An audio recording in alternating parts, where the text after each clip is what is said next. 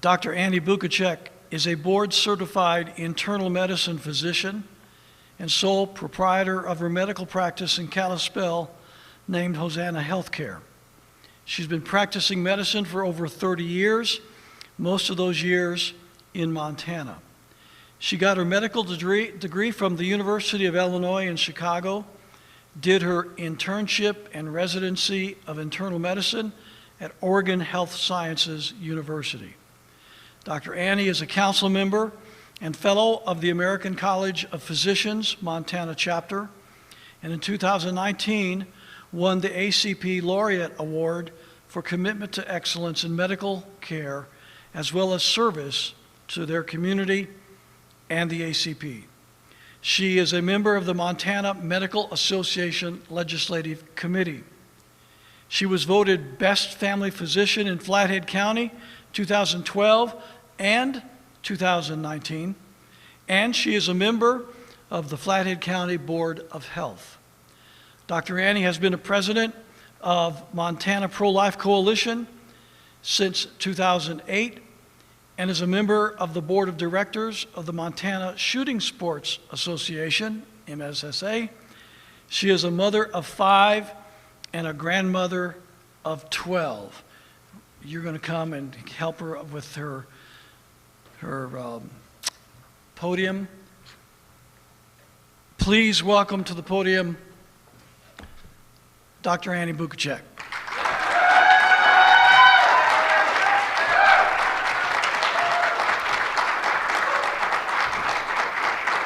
Thank you, and thank you for the introduction. At a time where telling the truth is considered a threat to national security, we're very blessed to have a pastor who tells us the truth. We are blessed beyond measure. So I'm going to read this so that I make sure I don't give excessive commentary. So I'm going to talk about death certificates today. The decision for unprecedented government-mandated lockdowns has been based on the alleged death rate of COVID-19.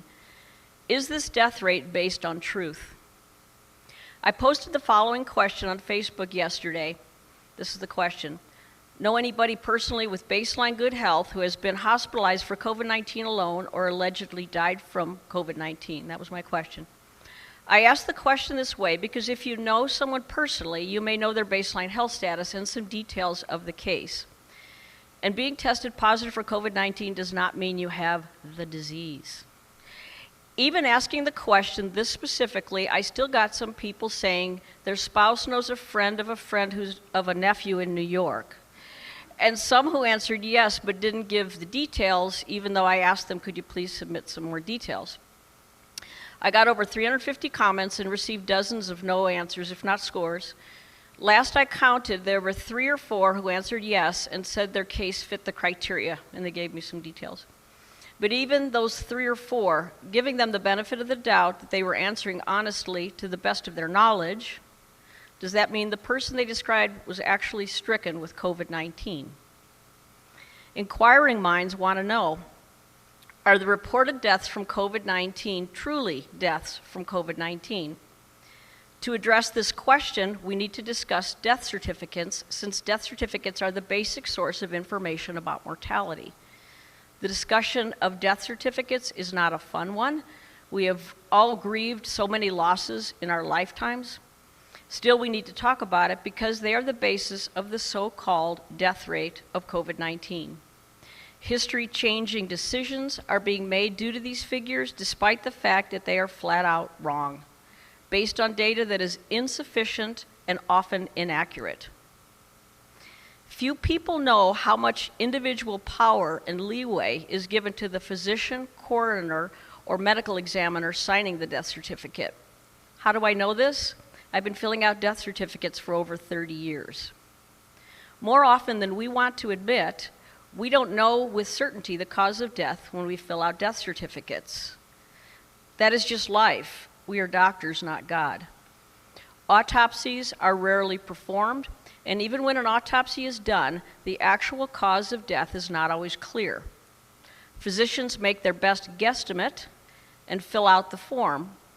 Then that listed cause of death, whatever we list, is entered into a vital records data bank to use for statistical analysis, which then gives out inaccurate numbers, as you can imagine.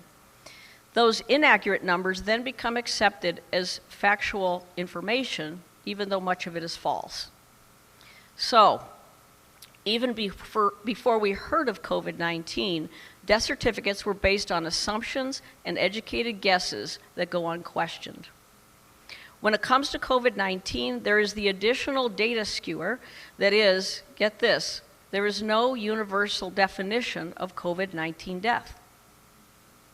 The Center for Disease Control, updated from yesterday, April 4th, still states that mortality, quote-unquote, data includes both confirmed and presumptive positive cases of COVID-19.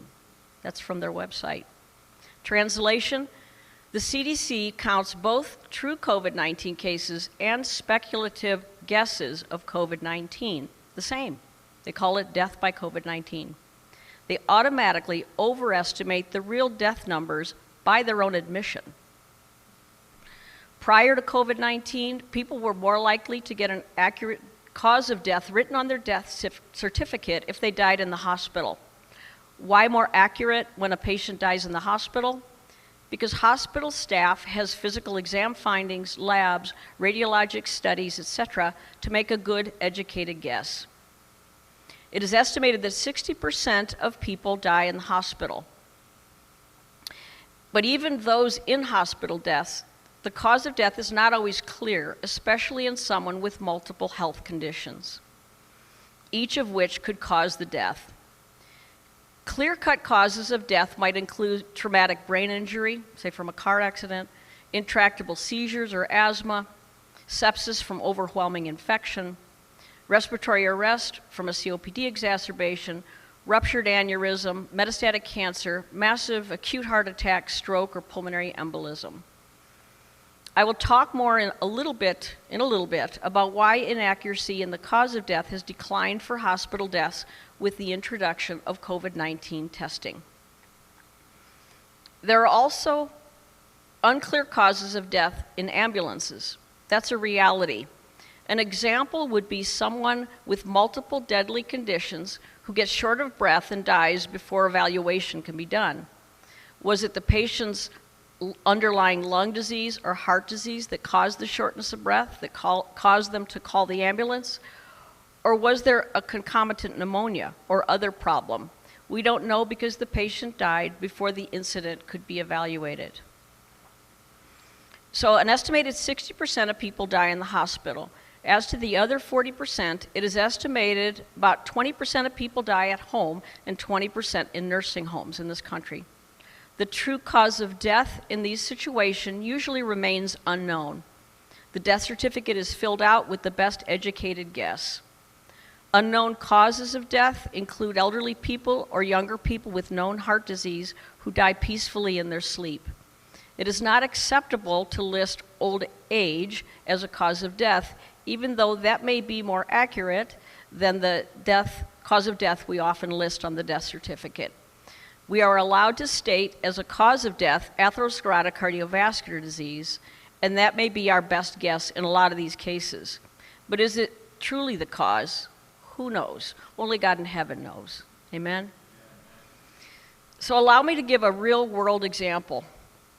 One of my patient's fathers died about 17 years ago.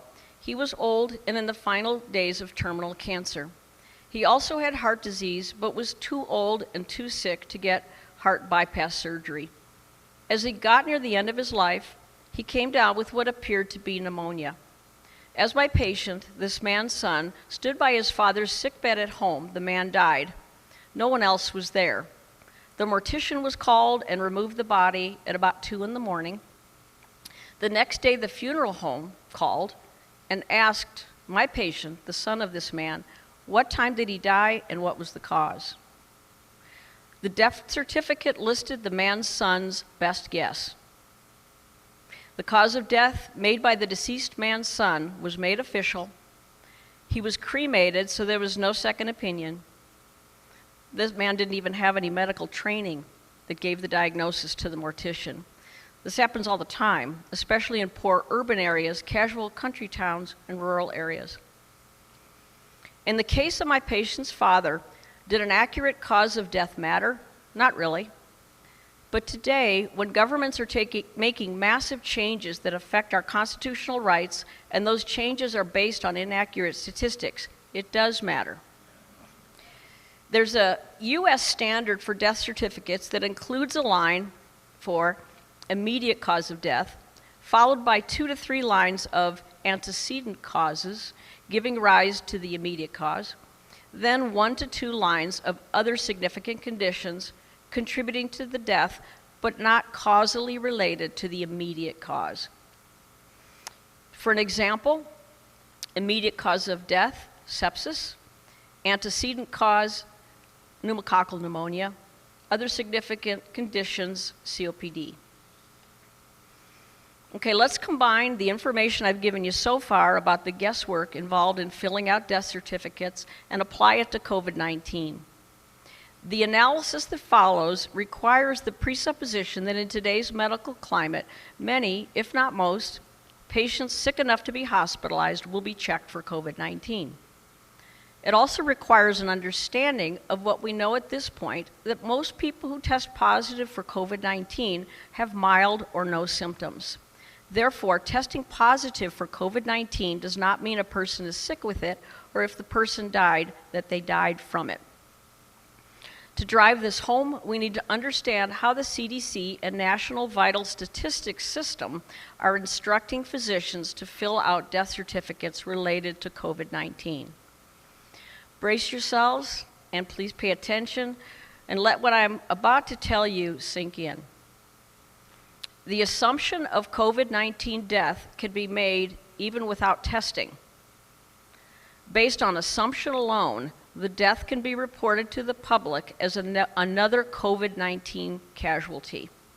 The March 24th, 2020 National Vital Statistics System memo states, and I quote, "The rules for coding and selection of the underlying cause of death are expected to result in COVID-19 being the underlying cause more often than not." End of quote. The CDC report of cases in the U.S. memo from yesterday states the death numbers are preliminary, quote, and have not been confirmed. So, quote, "The results are preliminary and have not been confirmed," end of quote. It's from the CDC website. Here's a quote even more laden with meaning. Stephen Schwartz, National Director of the Division of Vital Statistics, says in answer to the question as stated in the organization's COVID-19 alert, quote, "Should COVID-19 be reported on the death certificate only with a confirmed test?"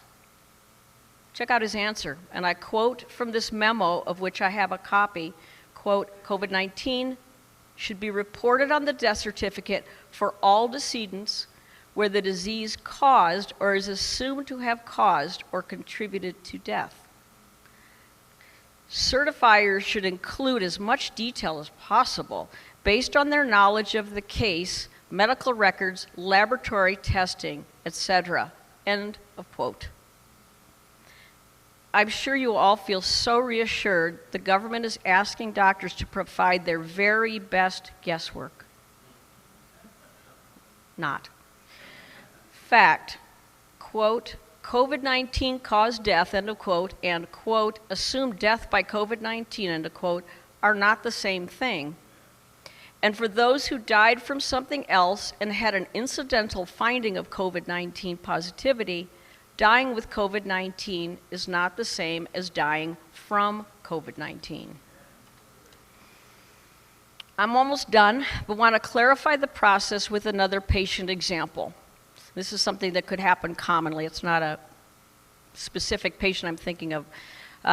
Let's say it's a sick patient who goes into respiratory arrest at home. He is intubated at home by EMTs. They put a tube down his throat to help him breathe. He's taken to the hospital by ambulance, put on a ventilator in the ICU, put on antibiotics for presumed sepsis, given IV fluids because his blood pressure has bottomed out. The bacteria pneumococcus is found in the blood and sputum cultures. Pneumonia is seen on the chest x-ray. Despite the staff's best efforts, he dies 2 days after admission. Like I said, this is not an uncommon scenario. The patient was found to be COVID-19 positive, and the doctor has the option of listing on the death certificate that COVID-19 is the immediate or antecedent cause because the doctor theorizes that COVID-19 contributed. Either way, it goes into the data bank as caused by COVID-19. To reiterate, if a patient tests positive for COVID-19 and dies from another cause such as pneumococcal sepsis, it may be considered accurate to say that person died with COVID-19, not from COVID-19.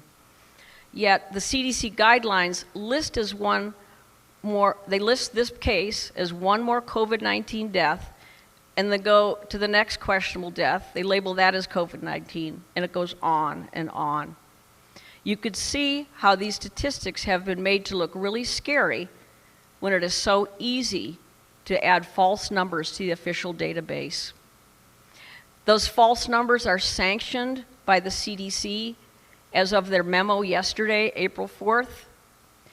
I have made physical copies of those memos in case more people start looking at their website and they decide it's too much truth for us. I hope I was able to make my point. The real number of COVID-19 deaths are not what most people are told and what they then think. How many people have actually died from COVID-19 is anyone's guess. Again, God only knows. But based on how death certificates are being filled out, you can be certain the number is substantially lower than what we are being told. Based on inaccurate, incomplete data, people are being terrorized by fearmongers into relinquishing cherished freedoms. Thank you. Oh, and I have a little PS. Forgot about. You can't have a true case fatality rate without testing massive numbers of people, but that is another topic. What is that old saying? Something along the line, figures don't lie, but liars sure can figure. Thank you.